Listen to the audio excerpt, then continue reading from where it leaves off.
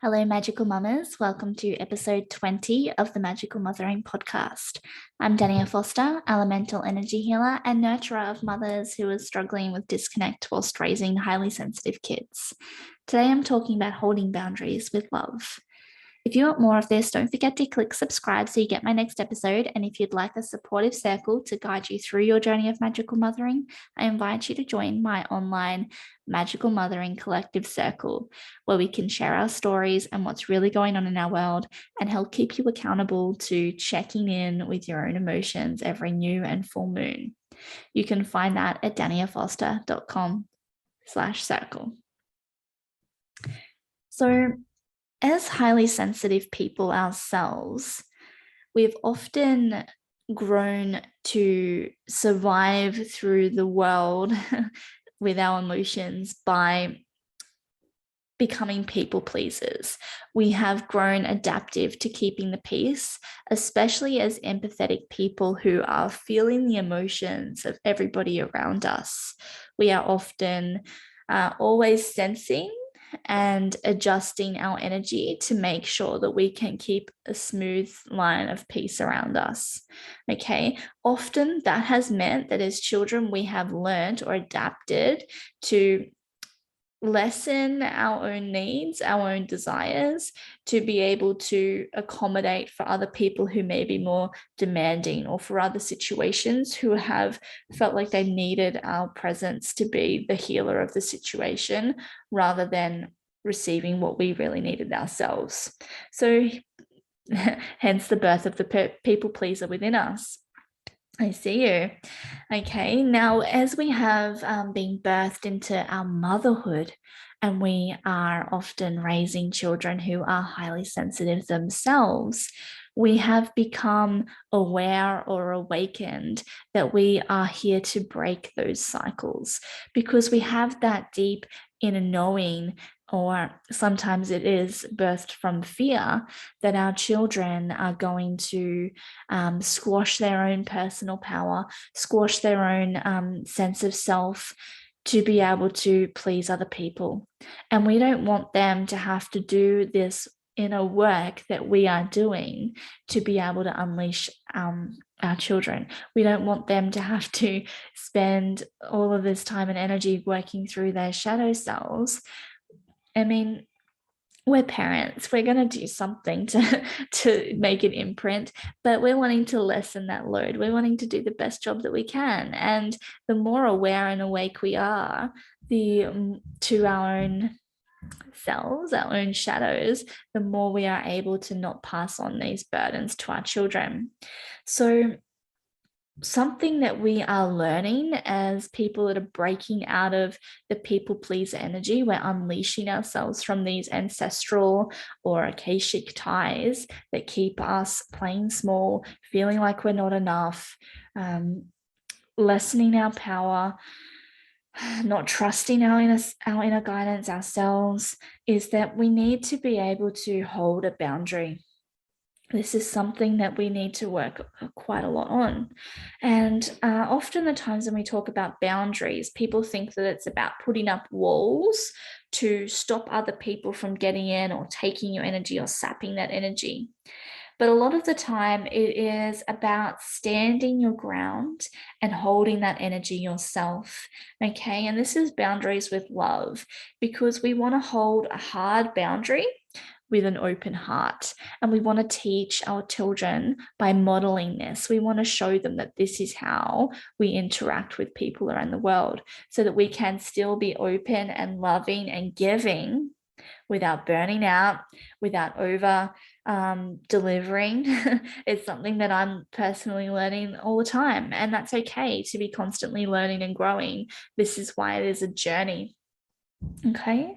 Now, one of the best things that we need to do to be able to get to this point of knowing how to hold a boundary and what your personal limits actually are is to know what your values are. Okay, so what is it that you value?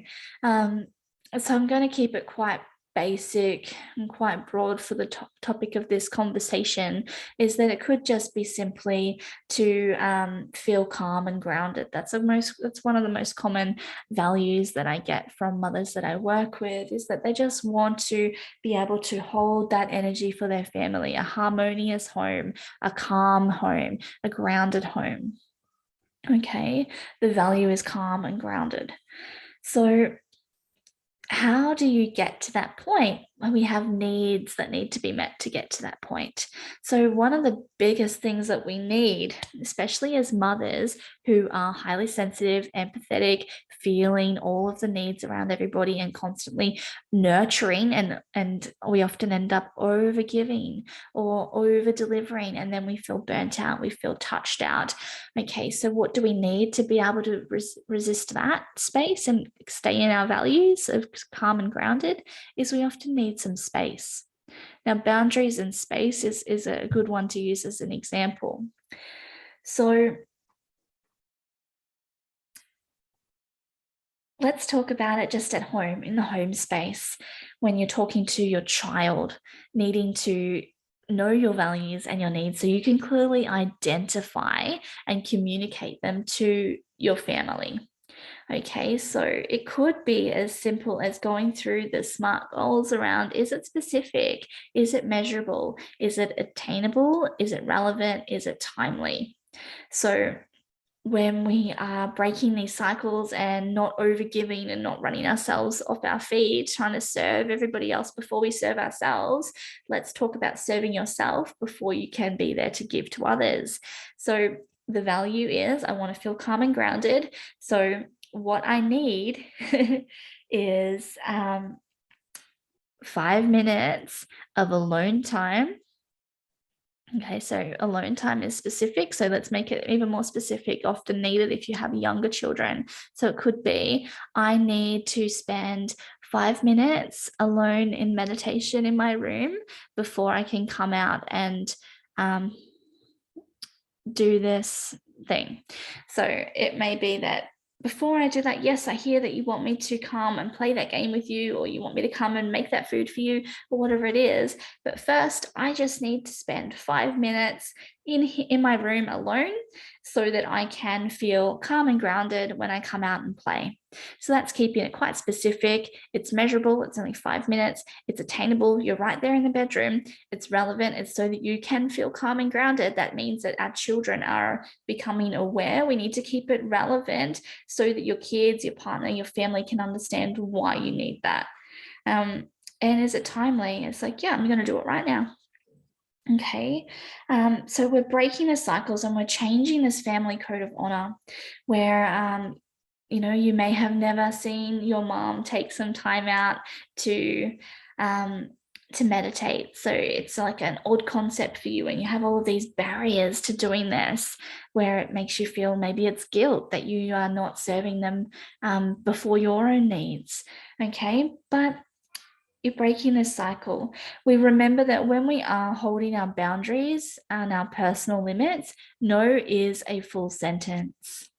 Okay, but when we are working with people like our kids, our partner, and our family who are not used to us having these limits, these boundaries, they can have expectations that we're going to keep giving.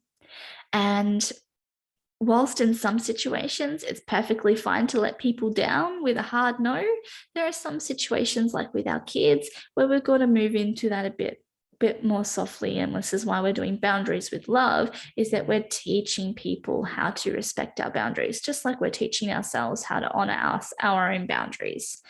So whilst no is a full sentence, it does help to make it relevant to your kids of the reason why you can't just straight away go and do this. You need to take something for you first.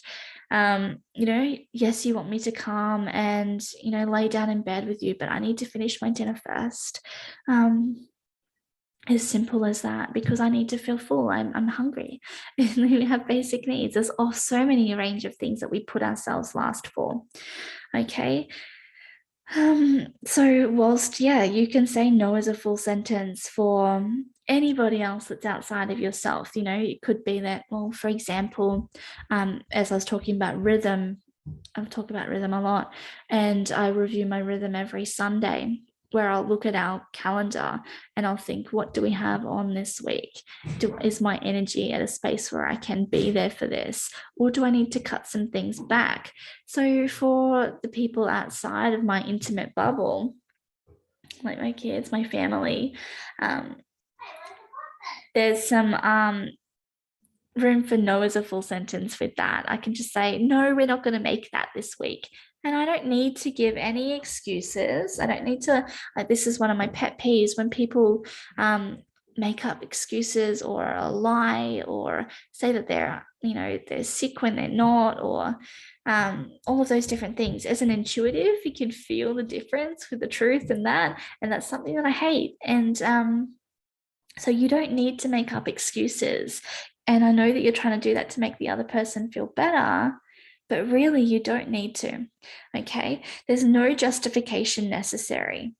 Okay. Even if you have been so busy and you run off your feet and you honestly just need to take a quiet week, you don't need to explain that unless you feel like, you want to. But you don't need to come up with excuses. You don't need to justify it. You don't need to explain anything. You don't need to apologize about this. Okay. You don't need to apologize for taking space or saying that you can't make something. Review your weekly calendar. Make it a ritual to sit down and look at the events that you have for the week ahead and think, is this attainable for the energy that I have? Is it going to meet my values? Is it going to meet my kids' values? Because remember, we are advocating for our kids' needs. We're protecting their energy as much as our own. And a lot of this is all of these changes of rhythm, changes of schedule at the end of the year, so many more events, more lights, more evenings out, and different types of food, more sugar, all of these different things that we get influenced into our life. We don't have our regular rhythm. It is hard for our sensitive little kids to keep up. So we are advocating for our child's needs as well. So while you're looking at that weekly rhythm, thinking, is this going to be okay for my kids? Will they be able to keep up with this as well? And being able to just shift and adapt your energy in alignment with your values. And this is advocating for you and your family to stay in alignment with what's important to you, with what's serving you, rather than rather than squashing down your needs and pushing yourselves past burnout to be able to keep up with everybody else's demands. Okay, so we are coming at these things from a center of personal power, and that is activated by your inner priestess of personal power. So I'll talk about her in a podcast coming up. But when we activate our priestess of personal power, we feel really, really centered in our values, because this is all about the solar plexus energy. Okay, so to be able to be sturdy within our solar plexus energy, our center of personal power, we have a solid, grounded energy through our root chakra. We have a central energy of purpose activated within our sacral chakra. And our desires are met, our needs are met. We feel grounded and safe and stable in what we are doing. And then we can feel activated within our personal power to go and do that, to stand in our worth with that.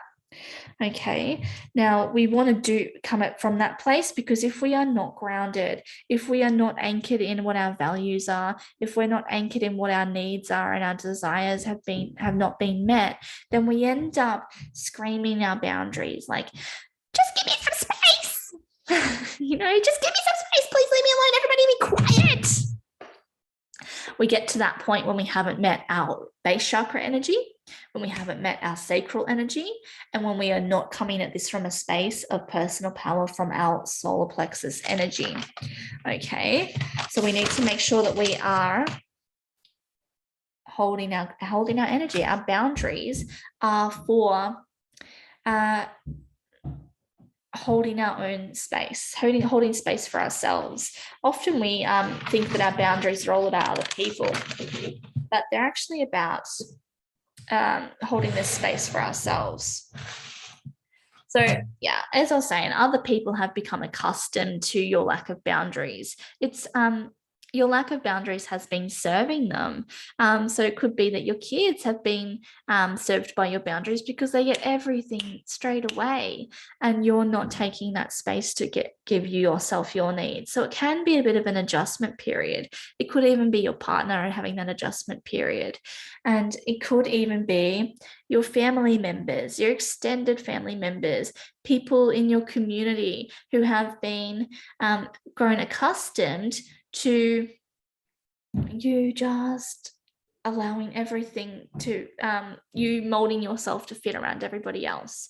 And so it might take them a bit of time to adjust to the fact that you are serving yourself first, you're serving your kids' needs first, and you're saying no, you're saying I don't have the energy for that, or you're saying, you know, that's not in my schedule at this week, I don't have room for that.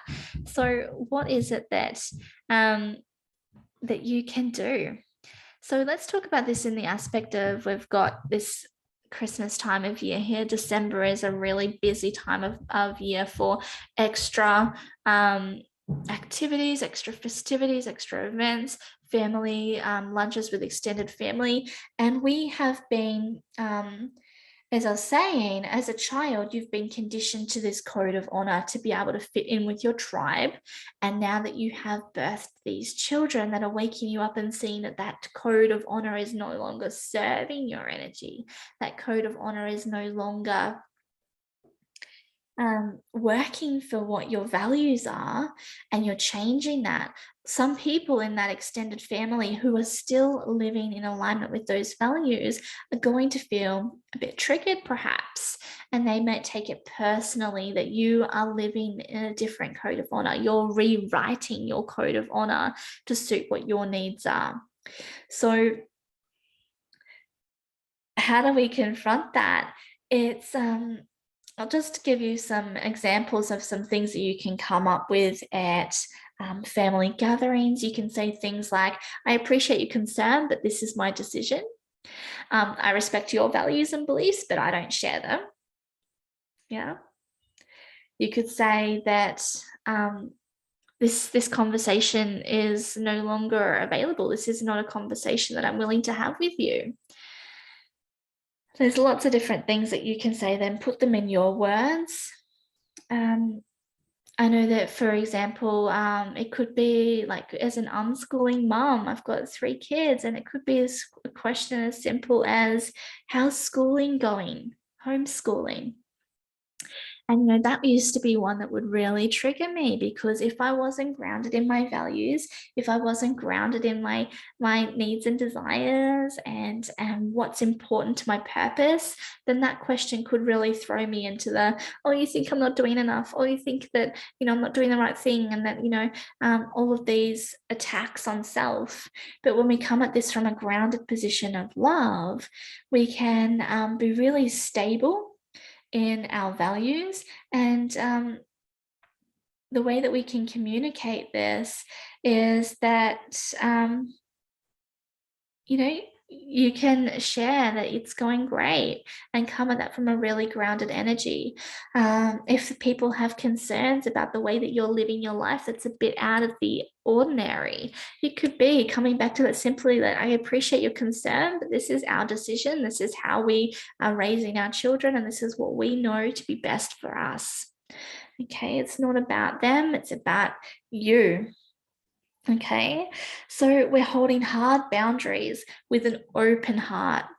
Okay, and if you see these boundary violations, people that keep pushing, keep pushing or trying to convince you to change what your value systems are, to get back into that old code of honor, this can be really, really common when we have those family members that are really strict and adhering to their family code of honor. And they see you as needing to be retrained or retaught as the child still in that community. And you're re-establishing yourself as your own leader of your own community within your family bubble. So we observe and we communicate what we can see is going on. Okay. It could be that I see that you're having some trouble accepting the way that we want to school, the way that we want to raise our children, the way that we communicate with our kids. Respectful parents, I see that we get this a lot. It could look to outside people that we let our kids walk all over us because we let them have opinions. We could be seen that we let our kids get away with everything because we have conversations that talk to them as if they're equals. Okay, we're changing old patterns. Okay, and to people that are adhering to that pattern, that can be really frightening. That can be really threatening to the way that they have always lived their life as well. So we observe, it's like, I can see that you are uncomfortable with the way that I'm dealing with my child. But I need you to let me make these choices for my children because our values are different. Okay. It's not making it personal. It's not making it about them. It's not putting them down about the way that they raised you or the way that they're raising their children or anything like that. It's let's turn it about you and your children.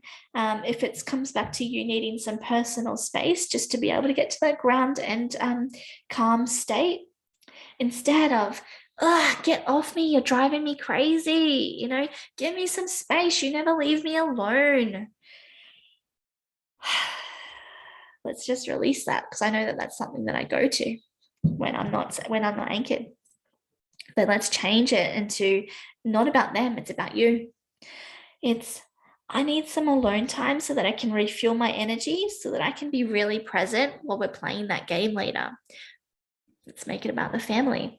I need you to respect my boundaries so that I can be joyous and enjoy this time with you and make some happy memories at this Christmas lunch. Okay, it's about, I'm here. Why are you here? What's your intention? I'm here to have fun. I'm here to be joyous. I'm here to share love with the family. And what do you need to be able to get that? Okay. So we are probably better off starting with a tight boundary and then see how it serves you. You can always loosen your boundaries off later if you feel that you don't need such a strict boundary of what you're setting for other people to adhere to. Okay, it's a lot harder for people when you are teaching them your boundaries or sharing your new family code of honor with them. It's a lot easier for you to start with a hard line and soften it over time as you feel comfortable, rather than going in loosely and not being clear. So remember what Brené Brown says, clear is kind. Okay, we start off really, really clear, hard lines, open heart. Okay. What we really need to advocate for our child's needs is to be able to review the energy of what's coming up. So you need some quiet space to do that. Set a ritual of every week you're looking at the calendar ahead. And if your week is not as slow as mine, because I've intentionally made my time really slow, if your week is moving a bit quickly and your events come in a lot faster than that, then it could be every evening you sit down and look at the calendar for your next day. And you think, do my kids have the energy for this? Do I have the energy for this? We're not pushing either of you or your kids outside your energy boundaries without preparing yourself for that. Okay, so then you can advocate for your needs, advocate for your child's needs by saying, hey, I'm not actually going to make that event tomorrow. Hey, whatever it might be. And that's really on a physical level of boundaries with time, boundaries with energy, how late you want to stay up, how many events you want to go to, how much running around or rushing do you want to do? Because I know that rushing is something that really throws my energy off. So maybe looking at how much time do you have between events as well? Do you have downtime in between? I always schedule in rest days. If we have an event, we can't do anything the next day because we all need to just ground in again. As a mother who is highly sensitive with children who are highly sensitive, we have an intentionally slow rhythm. allowing big spaces of rest. As I talk about with rhythm, we breathe in, we breathe out, contract and expand. So we have an expansion energy where we go out and do things, and then we have a contraction energy. We need time to come back into ourselves, time to go and do our own things separately in our own bedrooms of the house, taking time to just, the kids might want to just sit and draw. The kids might just want to sit and watch their favorite show. It's decompression time. We all need that. So holding that boundary for your family and communicating that is really important. What we really need, though, as mothers of our highly sensitive kids and as emotional mothers ourselves who may be feeling that disconnect, feeling that struggle with being able to hold these boundaries, is to unleash ourselves from these old codes that are no longer serving you, whilst we rewrite the new that's based on our values. And we need to model this to our children. We need to model how you stand for what actually serves you. So in my work, I do this with mothers where I use tools like bespoke flower essences and journeys into the Akashic and the ancestral realms to release these energetic imprints. Okay, your child is here to break this cycle, and it's triggering you to advocate for them. And when you advocate for them, when you hold these boundaries and stand up for what your family values are, when you're rewriting your new code of honor, you're giving your children the permission to rise into their power, to hold their power, to trust their power, to live in power. Okay. And that is our ultimate goal. So thank you again for joining me, Dania Foster, elemental energy healer, for this Magical Mothering podcast. If you would like to know more, please come visit my website, daniafoster.com, and you can see all my episode notes at daniafoster.com/blog/episode 20. And the invitation stands for you to come circle with me in our online Magical Mothering Collective, New Moon and Full Moon Circles. Or if you'd like a more intimate container to work with me on becoming the grounded guide your child chose you to be, please send me an email, dania@daniafoster.com. I'd love to be your guide for your own magical motherhood journey. Lots of love to you.